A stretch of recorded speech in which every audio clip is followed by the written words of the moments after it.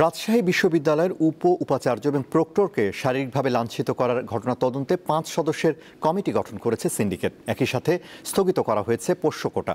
শিক্ষক লাঞ্ছনার সাথে জড়িতদের শাস্তির দাবিতে কর্মবিরতি অব্যাহত রেখেছেন শিক্ষক ও কর্মচারীরা।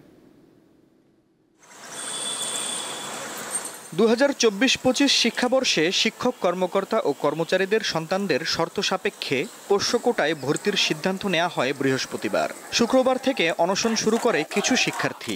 শনিবার এ নিয়ে প্রভিসি ও প্রক্টর সহ 10 জন শিক্ষককে শারীরিকভাবে হেনস্থার পর অবরুদ্ধ করে রাখা হয়। ওয়ালটন এখন দেশের সীমানা পেরিয়ে পৌঁছে গিয়েছে 50টিরও বেশি দেশে। ওয়ালটন, ঘরে ঘরে বিশ্বজুড়ে। শিক্ষকদের লাঞ্ছিত করার ঘটনায় জড়িতদের শাস্তির দাবিতে রবিবার পূর্ণদিবস কর্মবিরতি পালন করেন শিক্ষক ও কর্মচারীরা। তারা জানান, দেশের সকল বিশ্ববিদ্যালয়ে যেহেতু প্রাতিষ্ঠানিক সুবিধা চালু রয়েছে, তাই রাজশাহী বিশ্ববিদ্যালয়েও এই সুবিধা চালু রাখতে হবে। দাবি না মানা হলে সোমবার থেকে কর্মবিরতি চলমান থাকবে বলে হুঁশিয়ারি দেন তারা। যদি বিশ্ববিদ্যালয় প্রশাসন আমাদের সুবিচারের সুনির্দিষ্ট কোন ব্যবস্থা না করেন আজকের মধ্যে, তাহলে পরবর্তীতে বসে আমরা বৃহত্তর আন্দোলন কর্মসূচি ঘোষণা করব।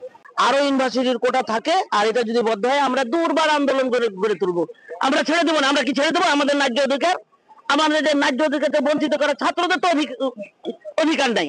বিকেলে সিন্ডিকেট সভায় প্রভিসিকে লাঞ্ছিত করার ঘটনা তদন্তে 5 সদস্যের তদন্ত কমিটি গঠন করা হয়। একই সাথে পোষ্য কোটা চালুর সিদ্ধান্ত বহাল রাখা হয়। সিন্ডিকেট সিদ্ধান্ত নিয়েছে, আমরা আভ্যন্তরীণ যে তদন্ত কমিটি একটি হবে, আর আরেকটি বিচার বিভাগীয়, একদম নিরপেক্ষ তদন্তের স্বার্থে বিচার বিভাগীয় একটি তদন্তের জন্য সিন্ডিকেট এটা সুপারিশ করছে, এরকম সিদ্ধান্ত গ্রহণ করা হয়েছে। এরপরে তদন্ত কমিটিতে কতজন সদস্য? 5 সদস্য বিশিষ্ট একটি কমিটি গঠিত হয়েছে।